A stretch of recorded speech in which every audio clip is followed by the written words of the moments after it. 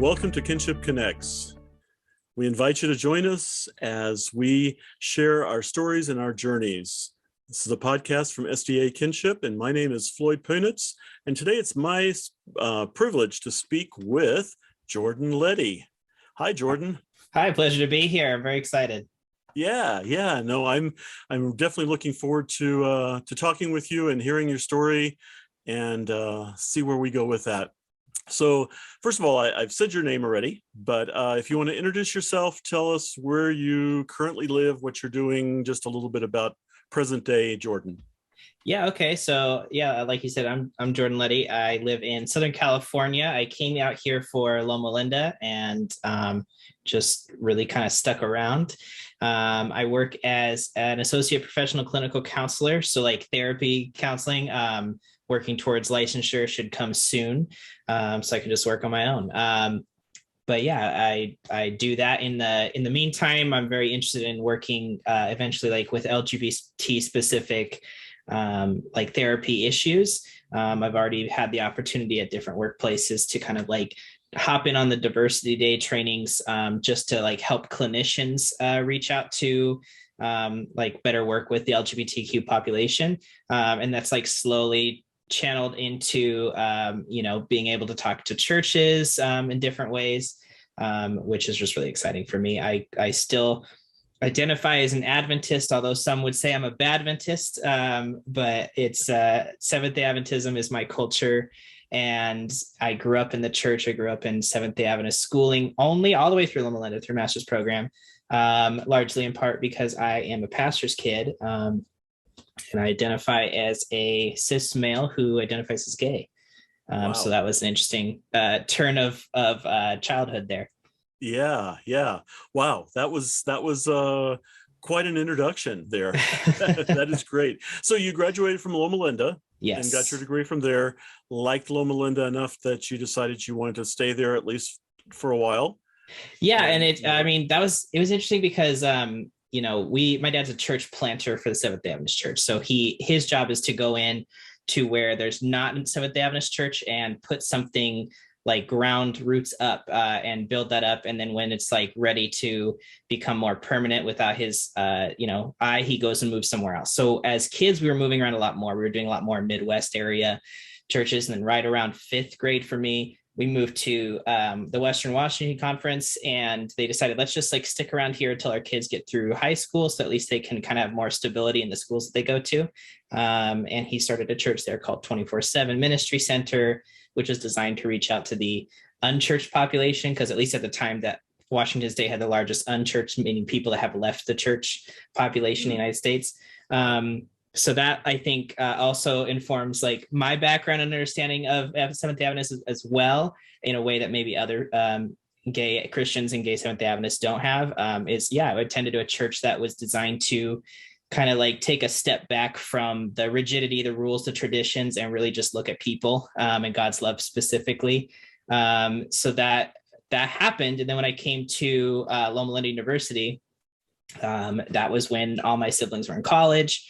My parents decided to move away. So now they live on the East Coast, and I did not grow up on the East Coast. West Coast is the best coast. I plan to stay here, but very interestingly, like not just my family, my parents, my siblings, but also almost all my friends, except for some very close friends that still live in Washington. Almost everybody has moved away. And then a lot of them from when I went to Union College and even when I lived in Washington, live in Southern California now due to like Loma Linda, La Sierra area kind of issues. So a lot of my friends live here. So I actually know more people here than I do in Washington. And then, like my biological family, they all live in Maryland right now with the General Conference. Okay. Cool. Yeah. So you're definitely at home there. So let me bounce back a few years to when Jordan was small, a kid, growing up. You said that was in the Midwest is where you grew up, kind of, or when your first few years? I would say definitely I'm more of I would say Seattle is my culture as far as like, I guess like being raised on like a West Coast thing like when I'm discovering identity.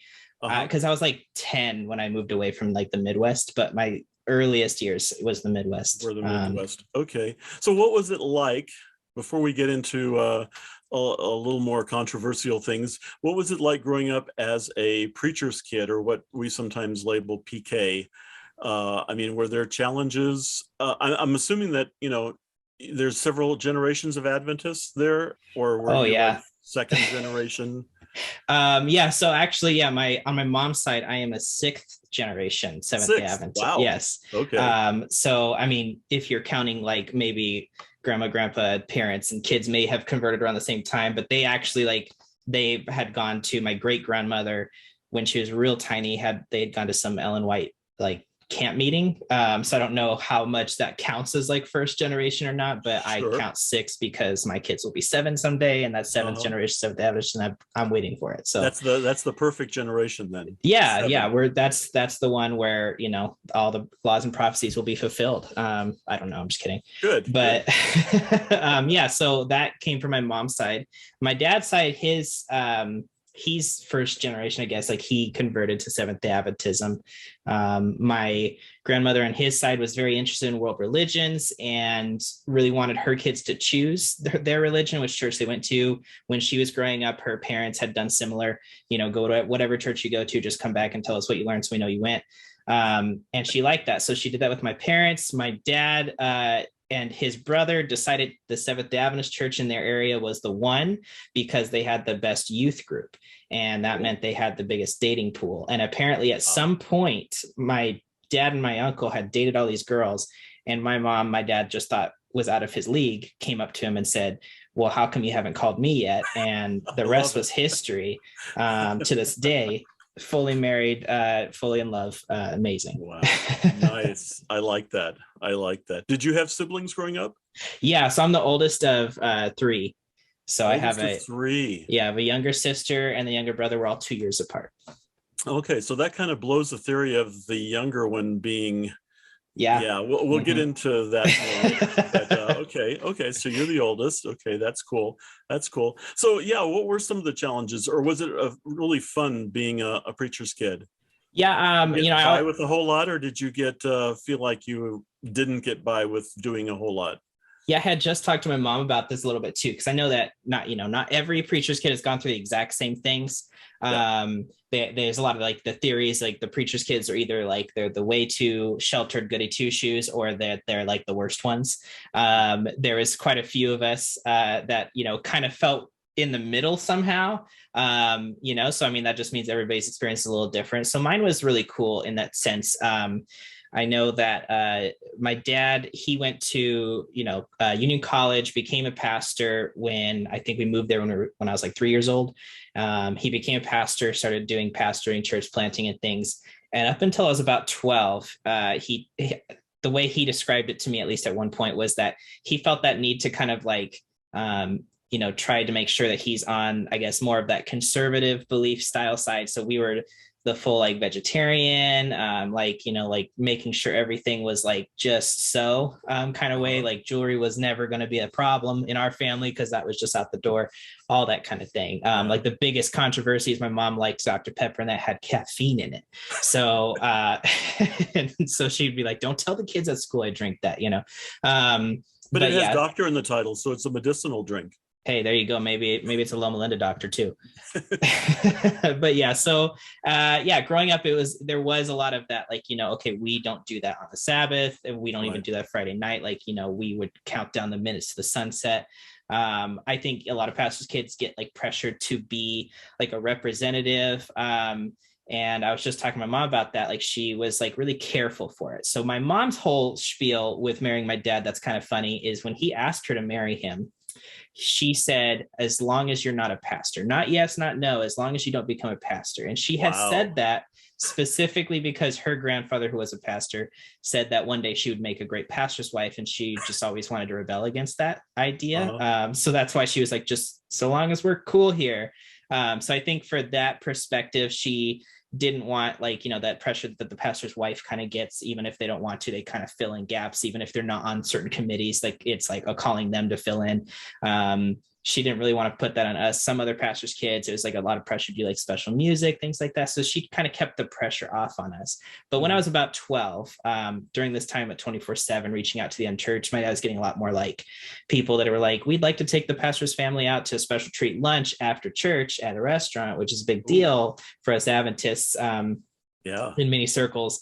And so his thing was like, okay, well, they're offering, and the whole point is to like not turn people off based off of like the small rules. Let's build it up. So he would like start saying yes to those things. And then he kind of, it literally, to me, it was like night and day switch. One day I came home and my dad's sitting in the living room and he's eating chicken wings. And I had just moved to Seattle. Like, so I had seen more vegetarian food than I'd ever seen because Seattle's very health conscious. And I'm like, wow, what are those? And he's like, they're called buffalo wings. And I'm like, no way. That's so crazy. Can I have some? He's like, yeah, they're in the fridge. And I'm like, that's incredible. How'd they get those fake bones in there? And he's like, well, they're real bones. And I'm like putting them in the microwave. And I'm like, why would they put real chicken bones into vegetarian chicken? And he's just like, because it's real. And I'm 12, mind you. And I just like mind blown. I was like, oh my gosh, what is going to happen? And he found me in the corner crying because my whole world had been shattered. I was very black and white. It was this or that. And that was like the beginning of a moment where my parents had this new idea for parenting to like let us make choices. And like, you know, they say small rebellions so that big rebellions don't seem as appealing later on. So they did give us a little more leeway to like explore things if we want to. I was definitely more of the like, oh no, you're not going to trick me into piercing my ears as a boy, like, you know, versus my brother's like, heck yeah, day one, pierced ears. Like he was the wild one. So we did have a little bit of that, but I do think there were pressures growing up to be a certain type of way as pastor's kid in the Seventh-day Adventist schools, especially. I think the teachers had expectations of us, you know, that we'd just be better at Bible class or that we'd be better behaved. There was, of course, an easier connection between, you know, the Seventh-day Adventist teachers and the Seventh-day Adventist pastors having hit the same meetings and same bosses in some ways, that they were more able to reach out and say, hey, guess what your kid was doing in class than possibly some of the other parents, in my perspective. So, which I think did happen to like friends of mine, because I think there's like 5 pastors' kids in our classes in our elementary school together. And so we had similar backgrounds that way. So yeah, I think there was pressure that we had to lead by example. And in a way, it's really interesting because I think that it is a special calling, you know, when you're in a special position as a pastor's child, you know, as part of the church family in a different way than maybe other kids are. But at the same time, it doesn't mean that like we chose that either, right? So like, it's like, okay, so what do we do with that? Is actually recently I've been at Called and like, you know, worked there, saw some things. And what actually inspired me the most, and I could talk more in another episode, is I actually was interested in doing like, or researching, I don't know, I have to do qualitative at this point. I don't have quantitative studies on pastors' kids, but I'd love to do a panel on pastors' kids. Like, what can we do to help support them? What expectations should we have? Because I do like hear lots of different stories of different perspectives of this. And the reality is like, there's a strange expectation that either a pastor's kid grows up to become a pastor themselves, or an expectation that a pastor's kid grows up to be, I don't know, like a burnout, you know, kind of living on the edge of society, total atheist, total opposite. And so somewhere there could be something to learn and something that we need to, I guess, like foster in our pastors' children as well, to kind of find those gifts that they have and to find their strengths and to not overburden them, you know, at such young ages. Yeah, no, I think that would be a very worthwhile project and discussion to be had. I want to go back though. Did you eat those chicken wings? I did not eat those chicken wings. I went through a long time to kind of come around to eating meat. And even still, I don't like to eat pork or shrimp. Even though I've tried them, I'm a Adventist, I guess. There's something that is just like, you know, but I'm much more of a chicken or a fish fan. If I do go being curious, not necessarily being bad, just curious. Yeah. That's okay. So what's your favorite veggie food? That is something beautiful. I tell everybody. I am proud that I was raised vegetarian because I was very annoyed, especially in the Seventh-day Adventist schools where they only serve vegetarian, of the kids that were raised not vegetarian, right? So eating meat, and they would be like, "Ew, this is so gross." And like to me, I'm like, "Dinner roast, this is amazing." And they're like, "Oh, it's rubber," and I'm like, "This tastes good though. You don't understand." And so I do appreciate that I can really enjoy the best of both worlds that way. I don't feel like my meal, if I eat at a vegetarian person's house, that is like missing something, or somebody who's vegan. I have explored that as well. Like I don't like turn my head to it. To me, it's just another food group in a way. Yeah. And I think where we failed some people trying to convince them is like when the person who's been a vegetarian for almost their entire life starts saying it tastes just like turkey, man, you're gonna love it. And it's like, well, if you're thinking this is supposed to taste like this and it doesn't, maybe your brain goes to, then it must be rotten or it must be gross, because it doesn't taste like my expectation. And I think biologically we're built to like, if milk doesn't smell like milk, then something's wrong. And if a hot dog doesn't taste like a hot dog, then something's wrong, right? So you just kind of have to have different expectations going in. Yeah, cool. So Worthington or which is your favorite brand? Oh shoot, favorite brand, man. I'm putting you on the spot here. Well, and then which is the one that here in Loma Linda? Is it fried chick or is it chicken, whatever the other one is, or whatever? Isn't there one that's like here in Loma Linda? They actually like the brand name says Loma Linda, but other Loma places Linda, right? Loma Linda and Worthington are the two. Okay, so ones. I know my grandpa. He made the what were they? It wasn't fried chicken. It was those little like chicken tender kind of little tenders. Yeah. And he would, basically put, dip them in the egg and dip them in the breadcrumbs. And that was my favorite of all time growing up. Nice. Grandpa's house. If we didn't have that, we didn't really go to Grandpa's house. Yeah. That was the whole reason for going, huh? Yeah. That, and he had the baby pickles, and we love that too. Nice. Cool. So it sounds like you weren't the super rebellious one. You kind of were the middle of the road. Oh, I was a scaredy cat for sure. As a kid, I was shy. I was introverted. I would still say I'm an introvert, just a social one now. My parents are the most extroverted social people I know. And so I was an introvert raised that way. So that was its own challenge. My brother's also very social. He's the wild one. He is the risk taker. Right now, he's traveling the world. Going, he may be watching this, so be careful what you say. He's funny because we're just like, oh, okay, like he met a nice girl and he's gonna go on a trip with her. We're like, cute, that's fine. And then on his Instagram, he's in Japan one day and now he's in Machu Picchu, and we're just like, what? For me, I'm like, that is something I have to plan for like months. I would have told my family this time next year I'll be in Machu Picchu, but nope, he's just like, we found a good ticket and he just went. Wow. Yeah, I admire people like that who can just pick up and do it. So jealous. I'm like, that is so cool. Yeah. Nice. So the big question then, at what point did you feel like you were different, not just a PK, but there was an extra level or layer somewhere in there? When did that come around? Yeah, I talk about my coming out. Actually, I compare it, as a therapist, right, to the stages of grief in a way. Not that everybody needs to have had a grief process, but for me, I think within Adventism, we have so much on that, like your parents, you grow up with them saying, we're praying for your future wife. And you just have this expectation. I feel that socially, we talked about it so much of like a hetero expectation that it actually took me a long time to even figure out what I was going through was real or not.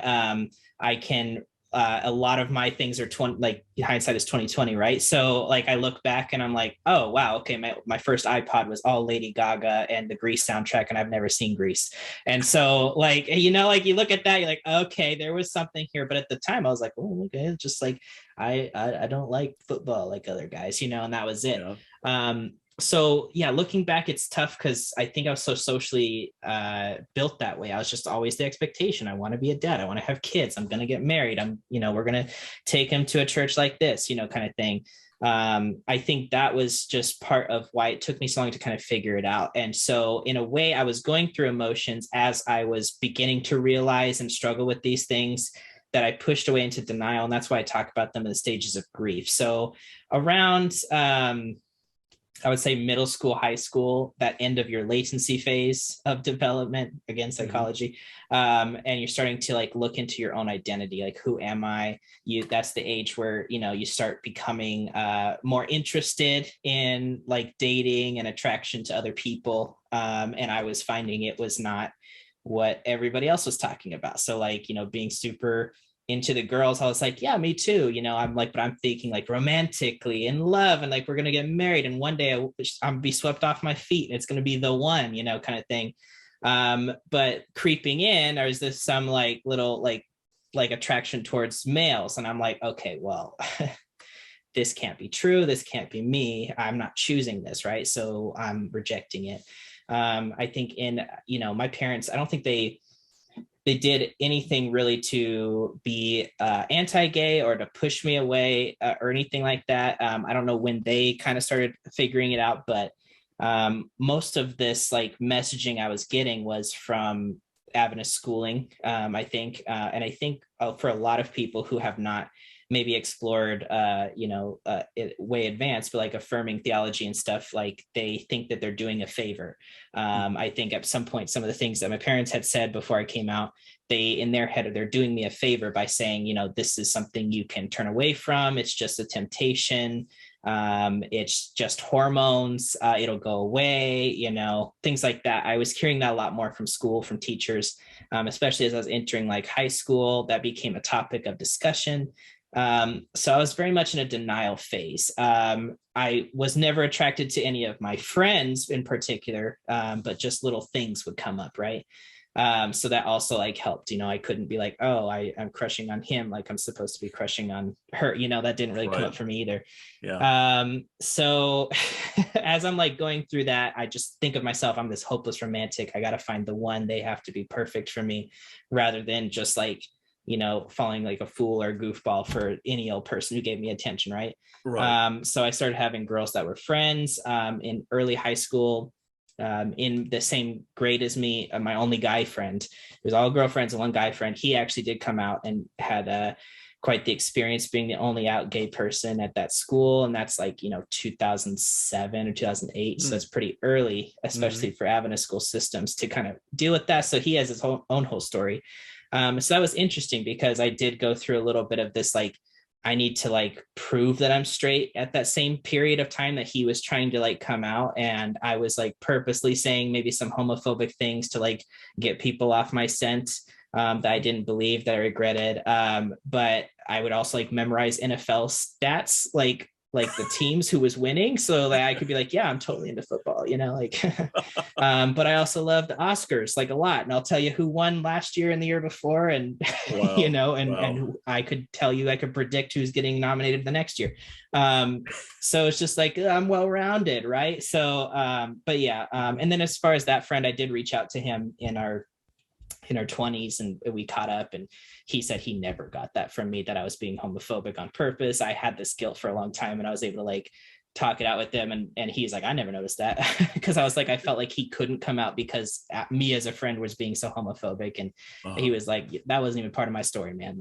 And so the next year of high school, I became what we call sometimes super ally TM, where it's like, I'm not ready to face it for myself, but I'm going to be the best ally that you've ever had. Right. And so this enters, I don't know what phase I'm on. So I said, let's say depression phase starts coming in, because this is the part where I'm starting to be like, okay, this is really becoming more intense. And again, wasn't any of my friends, wasn't him either, but I was noticing this is something that comes up for me. And, you know, I'm not noticing that I'm as obsessed with, like as other guys my age are talking about women's bodies and what they like. I'm not as, you know, impressed, or I'm not noticing things that they're noticing. And I'm like, it's not going away.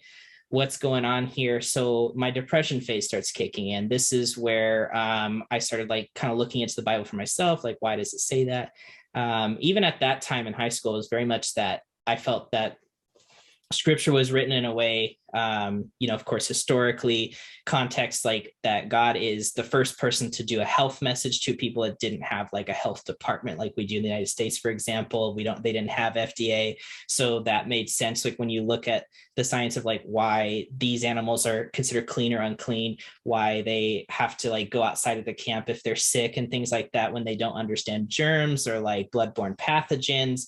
And I'm sure there's other criticisms I'm just like glancing over here, but that made sense for at the time. And then everything the Bible made sense to me in a way, either like for your health, physically, emotionally, for your relationships. But the one that didn't make sense to me, because I don't think the Bible gives a clear context sometimes when it talks about a man with a man, it kind of just gets popped in there, especially when you're looking at like little passages. I was like, so I'd ask my dad about that, and that's where I started exploring like that with him. I'm like, why does God condemn this if it's like, it's two people who love each other? Like, who cares? We're not getting mad at people for not procreating, because that was an argument against it, is that all sex should be procreative, but that's not really something I think Adventists even believe fully. So there's a lot of things going on there. So my dad said that at the same time he was also looking into the Bible for his own reasons, for like people in his church and things like that. So he had no real answer for me. He said, I just think that we can just do the best with what we know. So we just have to go ahead and deal with it that way and just believe that. And so, there was things like that going on. It wasn't really sticking to me. I wasn't really like dealing with it well. My mom started asking, like, if you were gay, we would still love you. We would just have to like, like in the call to celibacy kind of talks. And I just was not ready for even myself to agree with that. So it started really hitting me over time. That this is happening. Other people are starting to notice I'm not like other guys and stuff like that. So I'm starting to, the biggest fear I was having was that I would be the gay kid without being able to say it for myself, without people getting to know me for who I am personally. I still didn't want to accept I was gay. So there was a couple moments where I'd have breakdowns in public for seemingly no reason to everybody else. One day my dad took me to a park after church because he found me in the parking lot just like weeping, and he just was like, we're not going home until you tell me what's going on. Wow. And we were there for like a few hours, I think, but I just did not want to tell him. There was times where like I had to get oral surgery, and I opted out of like anesthesia because I was so afraid. Like, David After Dentist was a very popular video, and that kid was going crazy, but there's a lot of videos going out where people like saying weird stuff when they're like woozy afterwards. I opted out. I was like, just local anesthetic only. And I dealt with the pain because I was so afraid that when I was woozy, I'd accidentally come out. Didn't want to chance that. Yeah. Right. And at the same time, I'm like, well, I'm lying to myself, but I'm also knowing that this is happening. Right. So a lot of that was going on, and it just took such a long time with that. I was still very much like, I wanted to be a part of the Adventist church. And that is why the depression was there, because the biggest part of that to me was that I didn't want to be out of God's favor. I didn't want to be a bad Adventist. I didn't want to be, anything other than what I was supposed to be, what I was promised to be. Right. So I think that's where that depression was hitting, because I didn't want to like leave the church. And I think a lot of people think of, if you're LGBT, you're so out of line with what's in the Bible and Christianity and what your creed believes, that you are automatically leaving the church with that. And that for me was more important, that I was part of this community as a church community, than it was, if I was with somebody and things like that. And I wasn't getting that from there. So I would try even harder. I would do exactly what they say, like trying to make sure I was doing my daily devotionals. I was praying all the time. I would start the bargaining phase. So I'm bargaining to God in my head, like, take this away. And maybe if I ask this girl to the banquet, because we didn't have dances, if I ask this girl to the banquet, I'll be swept off my feet, and then it'll make sense. And what they promise, like, the hormones will switch to the right spot. I was like, worked it out with God. I cried myself to sleep. Bargaining phase wasn't working. Depression phase, obviously it's nothing working. And that's when I started going to like college. Or I guess in this meantime, I was also like, we joked for a long time in our family that I rebelled by being more conservative than my dad, rather than like rebelled by being more wild and like opposite of my dad. Right. Because, at the time my dad's doing this church that's like reaching out to the unchurched. There was times where like I'd get dressed for church and he'd be like, ooh, maybe can we wear jeans with that, or like maybe like a t-shirt instead? Like, can we dress down? Like, we don't want to make certain people feel like uncomfortable. And that was more in the beginning. Over time, people, once they got to know us as the pastor's kids and stuff, like it was different. But he just wanted to like make people feel welcome by like, if the whole pastor's family is wearing like nice suits, then they're not, then, that was his thing. So I'm trying to do the opposite. I'm like, oh, okay, we're going to eat out Red Robin with such and such family after church. Well, I'm sitting in the car because I'm an Adventist and we don't make people work on the Sabbath. And my dad was just like, all right, cheaper for us. So wow. I would sit in the car. I would try to like do, actions by works, to get into, this bargaining phase. Was like, maybe if I can't change this part of me, I can make everything else good enough that like I'm good enough to get into heaven, that I'll be a sheep and not a goat. As best I can. And that was just like, that was the torture that I was going through. It's like what I was being told and taught at schools. Cause we did all these religion classes and world religions and the criticisms of other churches and other lifestyles and things like that. And of course, other orientations. That was something that was talked about frequently. And the only stories I was getting of LGBT people were a lot of ex-gay or people that had other issues, like that maybe, and I'm not saying anybody's story is like untrue, but I think that the only story we were being shown was the same one, which is like somebody who may have had childhood trauma experiences, right. Somebody who was in other addictions as well, maybe sex addiction, but also like drug and alcohol addiction. They were going to bars.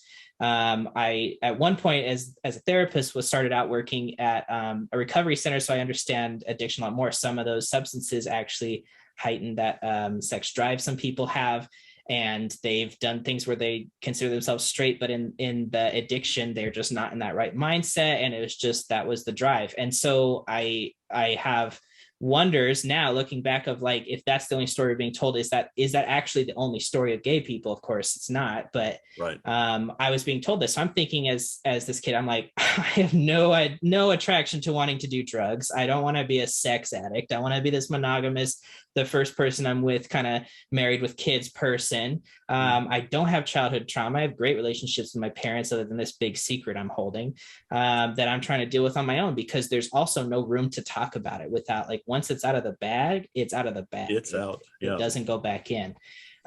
So then the anger phase is kicking in. So this is when I'm going to college, and I started at Andrews University. So before it was all academy up until now, right? Yeah. So your first college was Andrews?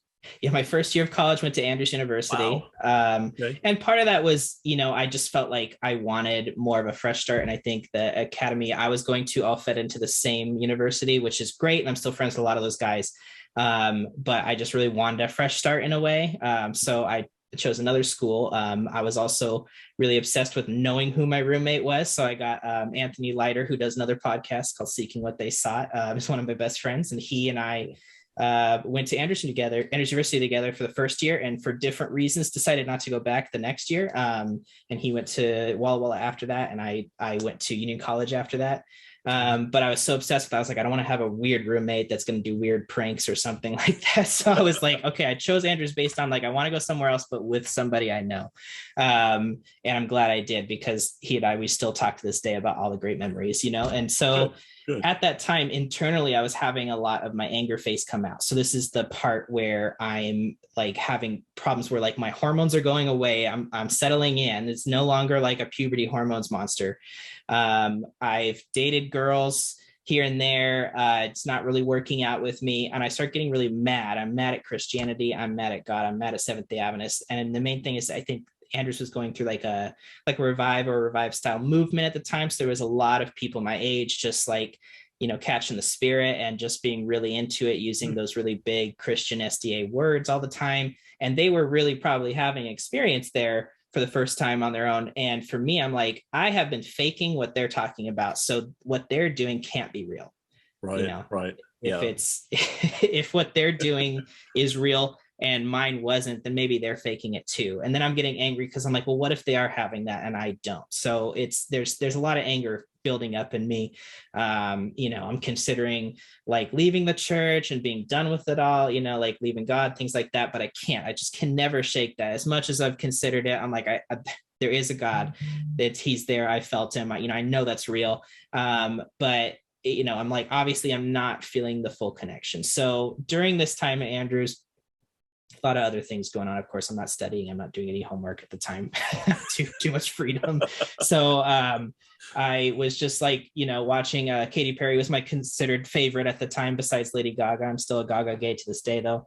Okay. Just for the fans to know. But I was very big into Katy Perry. Teenage Dream had come out. That was a good album for me. And as gay as it gets, my coming out story, the first part of it comes out because of Katy Perry's Firework music video.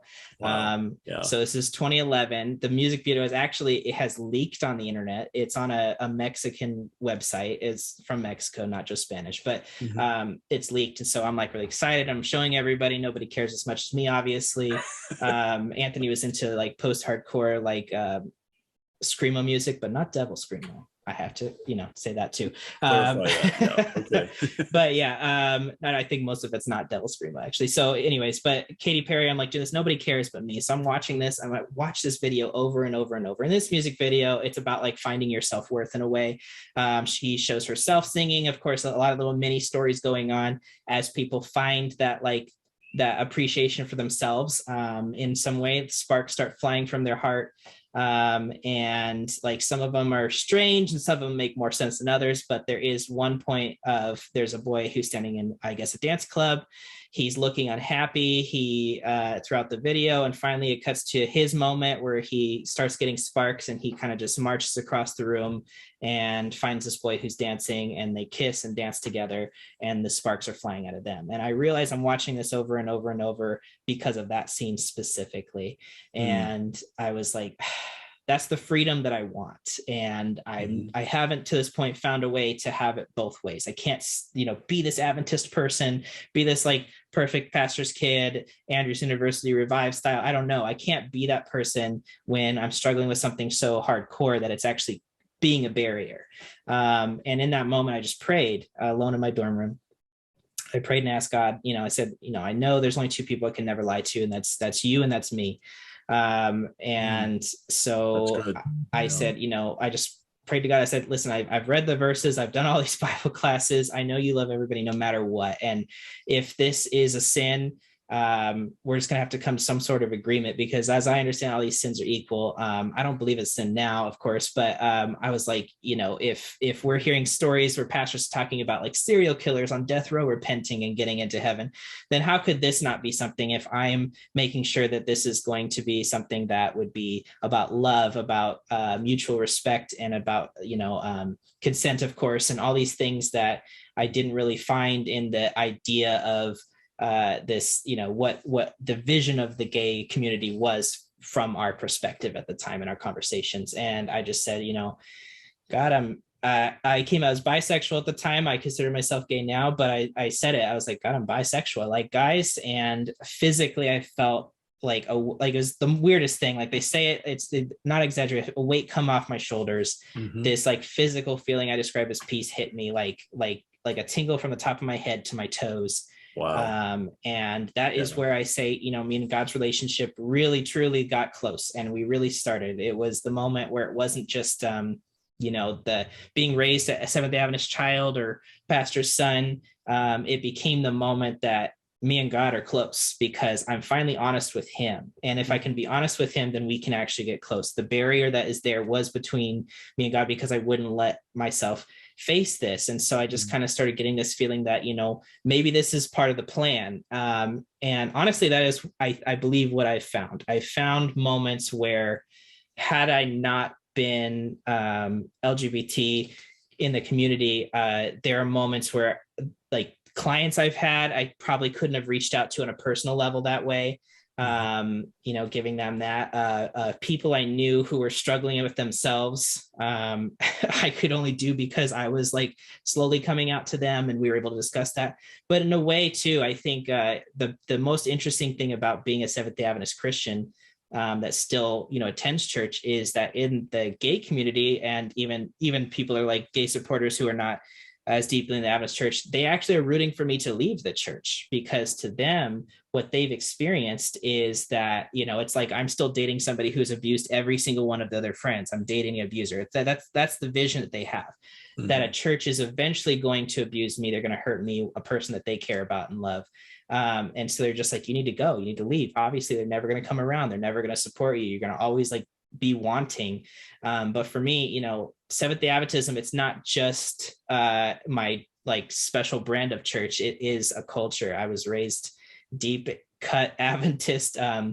Everybody I knew who wasn't an Adventist at least had a lot of information about Adventism growing up. It wasn't until I was like in my mid-20s out here in Loma Linda that I was even meeting people I hadn't even heard of Adventism. It's so deeply ingrained in me that like it's like leaving a whole culture behind. It's leaving a big part of my identity, not just my religious identity behind. So, I've had people, that go to say a LGBT supportive, like say Presbyterian church, and like, well, why don't you go here? Look at all the pride flags, and it's safe, and it's this. And I'm like, but that's not how I experience God, and I like to worship. But it's such a culture shock in that way to like do that. Adventism, I think they've always strived to teach us it is more than just one day a week, even though we talk about the Sabbath so special. It is our lifestyle. It's part of who we are in a deep level. And I definitely feel that. And I feel that ultimately I can't help the Adventist church, and I can't help make it better, leave it better for the children after me who are going through these things. If I leave it, if I'm not part of this, then I can't make the change, because who's going to listen to like ex-Adventist or atheist to like help change church policy, right? So another part of what I've been finding, especially this year, is my calling of just being that like, Seventh-day Adventist blooded boy that is gay, couldn't escape it, but still loves God, still loves the church. And I think for my parents, when I came out to them, and that was hard, that's what they said, is that until that moment that I was like, I'd sent a letter, that they read that about my coming out story with it being very spiritual with God, that they had just never even considered twice or once or anything that you could be gay and Christian, that you could be gay and love God. And that they realized was what they were more afraid of when they'd say certain things that they felt was like doing me a favor, like, oh yeah, I'll grow this, or you can choose, or maybe like this, kind of thing. Before I came out to them, they were like hinting, but they said that was the moment they realized that's what they cared about, was that it was about my relationship with God, more so than like if I brought home a boy, it was more about that. And then they said that what hurt them is that they felt like, realizing how much time had gone by where I was probably struggling with this alone. And so that's what hurt them the most. And I don't blame them at all. Like, I don't see that, of course, coming out stories are very personal, especially in those early days. Like, you have to really come to terms yourself, build up your own confidence, test the waters of coming out with a few close friends and a few more, and then your family, and then the world, kind of thing. That's part of the coming out experience for everybody. So, I mean, at least a part of that would be me keeping it a secret, right? Because again, once it's out of the bag, it's out of the bag.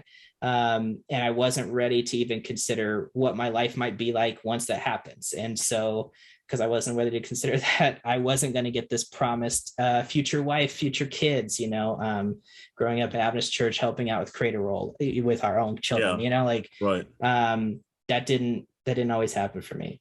But I think what I have now, I'm so proud of, so happy and so grateful that I even have come this full circle where I'm actually like starting to talk to Adventist churches and pastors and things about what my experience is like, because it's not a conversation that's being had in the church. And the longer we don't think about it, the longer we don't realize there are other people who leave because there weren't conversation. There weren't options, and so we're creating the unchurched right now. We are creating the unchurched LGBT and worse, the ones that want to harm themselves or end their lives over this, because they can't consider a world where they have to come out and then be rejected by their culture, their church too. Right. And so I'm trying to do my best, just spread that news. And I'm very proud of you. That I think that's what we need. That's what we need in the church. So you sent a letter. That was your way of coming out, right? Yeah, that was really interesting too. So there was at the college at Union, they were considering having a task force about like, should we change policy on LGBT? And this is like 2014. Like, what should we do? Because they're realizing this is coming up more and more. There was a point where I was doing the secret underground gay straight alliance that was not approved by the school. And that's another thing I look back on. And I'm like, I can't believe I did that. In Nebraska, a red state, even though same-sex marriage had passed into law, that they can happen in any state, you could still be fired for being LGBT if your boss doesn't believe in that. Mm-hmm. And of course, then it's a religious institution, so they have another reason. If they wanted to let me go, they could. So I was trying not to be poster boy, was my kind of thing with that. We had like the tiers, the levels. So we had like the education group that was like, if they let us, we'll come and like teach about this. We had the LGBT and allies, and then we had because we had a lot of in the closet LGBT, we called it the Lux group, because that sounded fancy. And I was in charge of Lux group meetings. And so we tried to do that. But yeah, so at the time they were talking about doing a task force. There was a lot of alumni that were more the face of it. And they were asking, can we have somebody who is a student that could come in and talk about that? And they said, yes, but it has to be a current student. We don't want just alumni coming in. Like, we want that like kind of thing, but we want to know their identity first and just kind of see what it is. I don't know how nefarious or not nefarious that was, but that was what they said. And I was like, okay.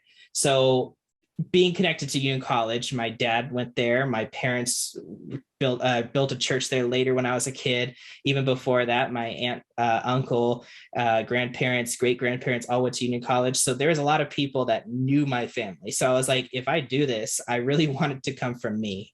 So I was planning to come out at the end of my college and before my graduate program, just in case my parents like had some hard times dealing with it, and that would be more on my own for a while. And I always knew they'd come around, but I didn't expect them to be like 100% like day one, like, okay, cool. We're just sad that you couldn't tell us sooner. And we're so proud of you still. And like, we don't care. We just love that you love God.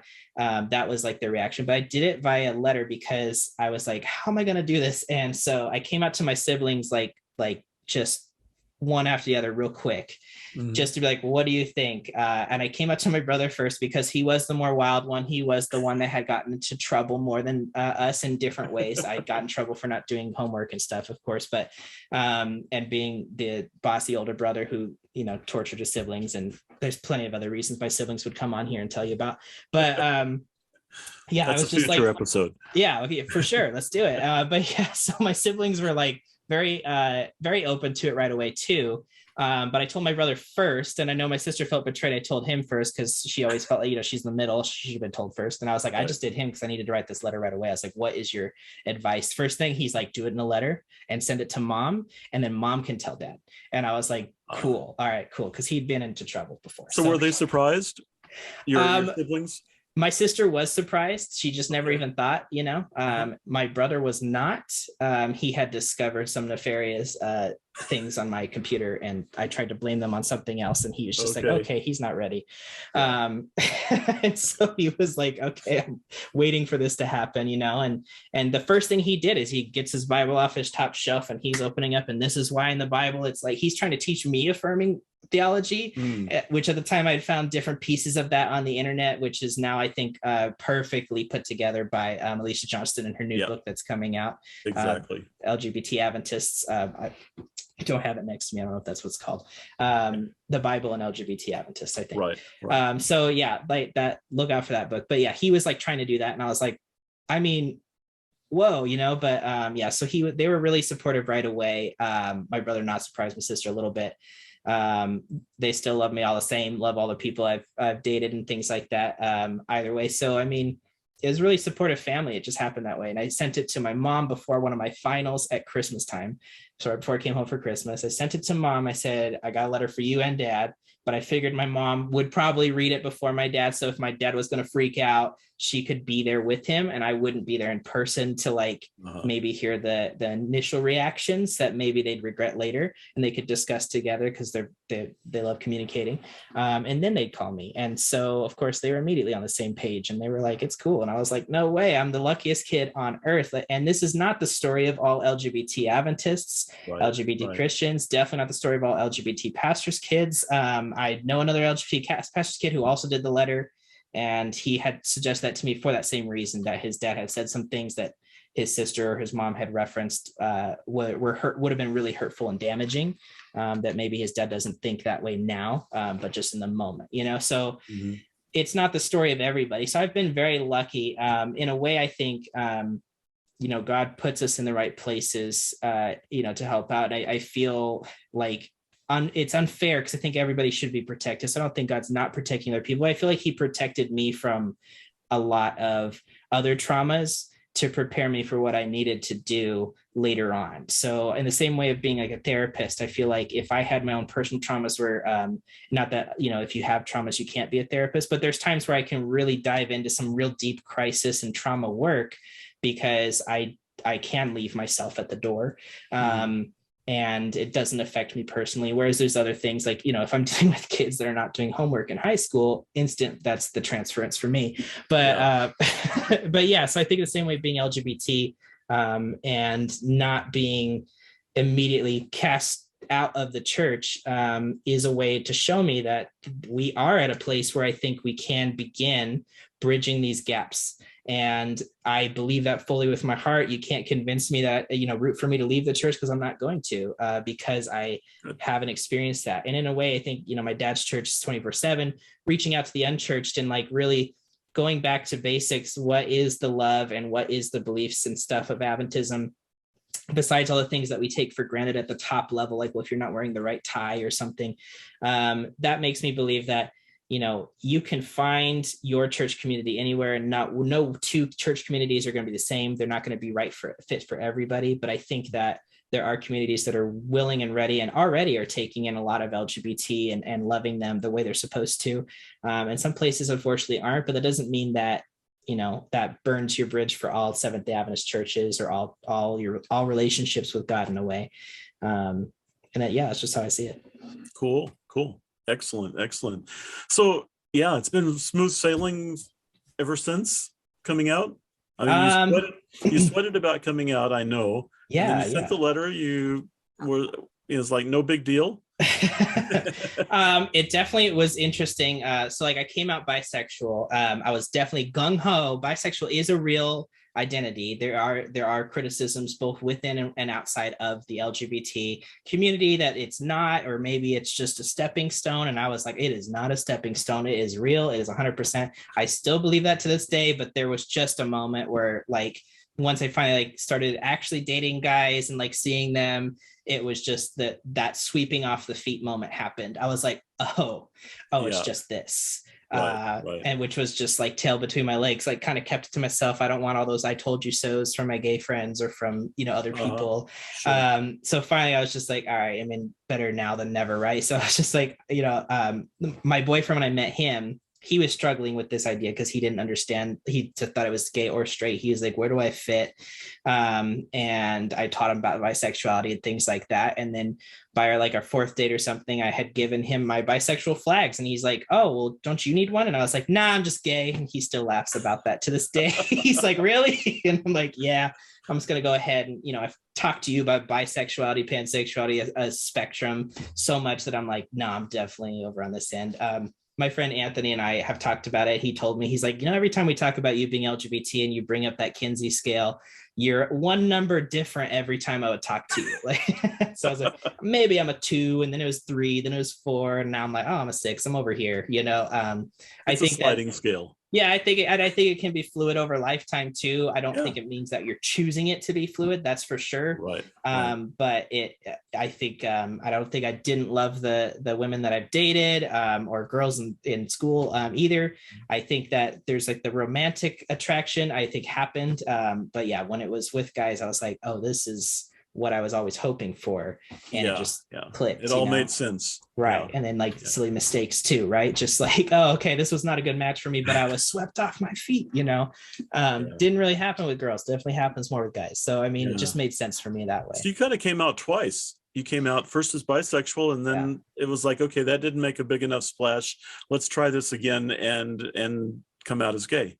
Yeah, no, and it definitely was helpful to come out as gay, like fully to my parents, because my mom still was I found the perfect girl for you, kind of thing. Right. There was like a long period of time where I was like, I told I'm bisexual a couple years ago, but I don't think I could date girls now. Like, I don't think that's a thing, but I just didn't want to say anything. So these poor girls, my mom's like, I have the perfect child for you. And, like that. Yeah. But she doesn't talk like that. She's really cool. But cool. She always listens to these podcasts and goes, how dare you say that about me? I'm cool. So great. So I'm gonna ask a personal question here. Please do.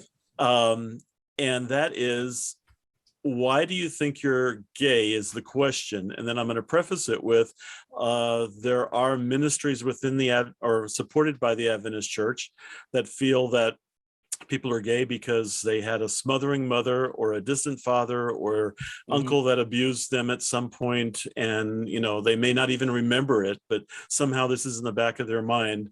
And that's why they're gay. So do you give any of that any credence, or what do you feel about why people are gay, lesbian, bi, whatever?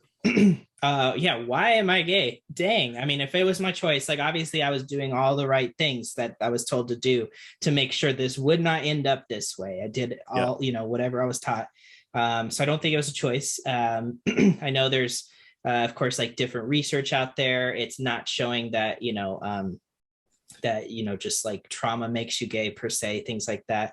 There's some research that's suggesting that there's biological reasons, genetics. I know we mentioned at the beginning of the podcast, like the youngest brother of brothers, more likely they're finding a correlation there, not necessarily causation. Of course, opposite in our family, like, me and my brother are very opposite in these ways. And so he's the youngest and I'm the oldest. And so it's interesting how that happens. I think when we look at like why we're gay, I think biologically they talk about like having somebody who maybe isn't attracted to women or maybe attracted to men, like in like say tribalism. They talk about that being maybe that the benefit of that is that there's more adults to help care for children, because generally people were having more children than there were parents of themselves, so it's like the extra uncles that can come and help out. That's like one theory. There's other theories of like biologically there's like the more children you're having, that different hormones can affect you in the womb, or that partway through as you're in the womb, like something switches by accident. I don't know, there's a lot of stuff like that. I'm not a doctor, but there's a lot of things. But as far as like why am I gay, why would God call me to be gay, I think in a major way I see it as gay, bisexual, lesbian, pansexual, transgender, queer in general, the whole umbrella. This is a community that has been ostracized, it's been cast out, it's been othered so much in history, especially that it's not a ministry that is easily taken on to reach out to these people who are, their only experience of God through Christians is a very negative one. And so if I can be another person that brings a positivity to that, maybe that's what I'm called for. If I can bring permission for a gay person like me to still have a relationship with God despite not having a church family to do that with. In therapy, we talk about with people who are LGBT, a lot of times we talk about having that family of choice rather than the family of origin. So that meaning like maybe your biological family cannot be there to be supportive or meet your needs anymore by their choice, that they did that. Maybe they cast you out, maybe they, don't build that like supportive, healthy relationship with you. But we can always find, no matter who you are, even if you have a good family of origin, you can find a family of choice. These are people you surround yourself with that are supportive and are loving and are hopeful. And in a way, I think because in church, we kind of like wrap up the topic as like, oh, it's clear there's the 7 to 12 verses here that we read this way, and it's clear, let's just shut the book. You're not gay. It's not a real thing. If it is, you're celibate, and it's just, there's not really a conversation beyond that, because that's not what people feel. And that's what people are struggling with. They, like me, maybe, that want to do this all the right way that I'm being taught, but it's not clicking for us. It's not, it's not what we can handle, in a way, right. To just like, be promised. I think Alicia Johnston on the recent episode of Seeking What They Sought and she talked about that, like that promise that, if you're asking somebody to be celibate, the promise that they would have had somebody that would love them no matter what and be with them no matter what is taken away. So what is filling that gap? What is put in that space? Are we bringing in people that are, say, like celibate, for example? Are we promising that that's going to happen? But in reality, I think even for people who would maybe choose that, I think there's still a lot of biases, lack of education of how to interact and treat and think about this in a different way. There's, if somebody is like more effeminate as a man or more masculine as a woman, they're seen as less than, especially in like our church culture. I think because we don't educate or talk about it, it comes out, unfortunately, just like the more natural conclusion. We err on that side. And so even if somebody was like, well, I'm gay, but I'm not going to date somebody, I think that they may have experienced some negativity. And ultimately, I think at the end of the day, it deserves conversation, whether Right. somebody comes out to the accepted theology or an affirmative theology. I think that we don't have the conversation. We don't leave the space there. There's also the belief that, well, nobody here has told me they're gay, so nobody's gay. And I don't think that's true either, obviously, because coming out is such an experience. That it's why would I tell somebody if I'm risking that? If it's not a safe space, yeah, right. So as far as that, I feel like I think there's a calling in a way that, God put me here to be that person. I can be strong for some people and stand up for some people in a way that other people are not ready for. Maybe not even ready to even have done a similar podcast as, me on this one, because that would just be really traumatic to go into their past that way. And if I can just be a tiny one piece of their story of like stepping out, that's amazing. Just like, maybe movies like Seventh-day Adventist were like that for me. One small piece of my coming out, I always talk about that, my coming out story, but it was very influential, and maybe I can be that person for somebody else, finding their peace. Yeah. Awesome. Well, I have thoroughly enjoyed chatting with you and hearing your story. So if there is a young or old person out there, Adventist, who is saying, should I come out? Should I not come out? What should I do? What is your piece of advice for them? My advice for that, we have to consider safety first. I know that coming out is just like, a lot of people, especially like right now, I live in Southern California. It's very liberal, very progressive. There's a lot of LGBT out here, even in Adventist churches. Maybe somebody doesn't agree, but they just keep singing along,side them, right? But that's different than other areas. So we have to consider safety. So, I tell it to kids too, is that like, it's great. It's awesome that you're finding this and finding this in your identity. But if you're not in a place that's safe, then maybe it's not the way to come out. And so maybe just find that way to find safety, find that family of choice.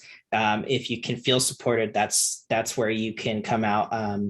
I always describe coming out is like a Schrodinger's box of unconditional love. And so, of course, Schrodinger's box is a theory that, if he puts like poison and a cat in a box and he closes the box, you don't know if the cat's dead or alive until you open it. But then once you open it, you know for sure. So did you really kill the cat if the cat is dead? Because otherwise you wouldn't have known. It's a whole philosophy thing. Right.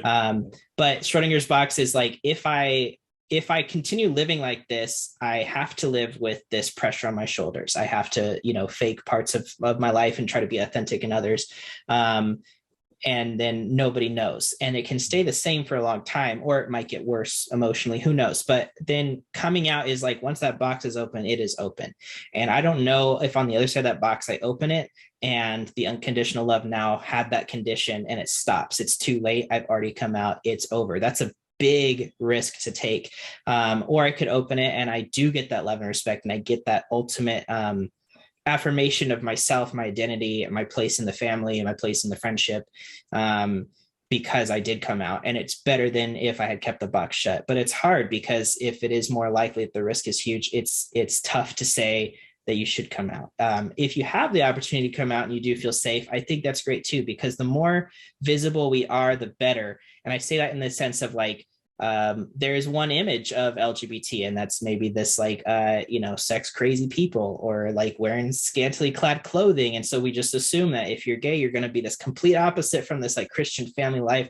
Not that your clothing is gonna mean that you're a bad gay or something. But there's that idea of that you will become that. But when people start seeing like the person wearing the cardigan at church who sings at, in the choir and things like that, and they're just like the sweetest guy that you've ever known, and they come out and they're, just like, hey, like, you can't talk like that, because that could hurt somebody else. There could be kids struggling with that. Like, that having more voices like that is important, because a lot of times the assumption is that because there's no gay people, it's not an issue that we deal with in this church. Let's not have that conversation at all. And it's causing problems for, the people that there are. And again, safety is going to be the number one concern.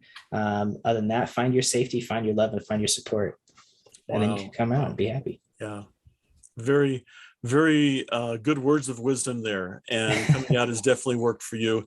And I encourage other people. And, if people are needing someone to talk to, I think that's an important part is having someone to talk to. And so I look forward to having you on again real soon. All right. So we're going to conclude today with my thanks for sharing with us today. And we hope that today's podcast was interesting and has given our listeners some things to think about. Seventh-day Adventist Kinship is the only LGBTQIA+ affirming community for current and former Adventists, and we welcome not only the Rainbow Alphabet members, but also parents and family members who want to learn more about how to support their loved ones, as well as supportive allies who stand with us already and make a difference in our church and our world. You can check us out on the web at sdakinship.org or follow us on social media at SDA Kinship. If you have any questions or comments, you can email me, info@sdakinship.org. And if you have anything for Jordan, I'll be happy to pass that on to him. And we look forward to having you with us on the next podcast release with Jordan as he tells an additional story for us. So take care. Remember that God loves you unconditionally.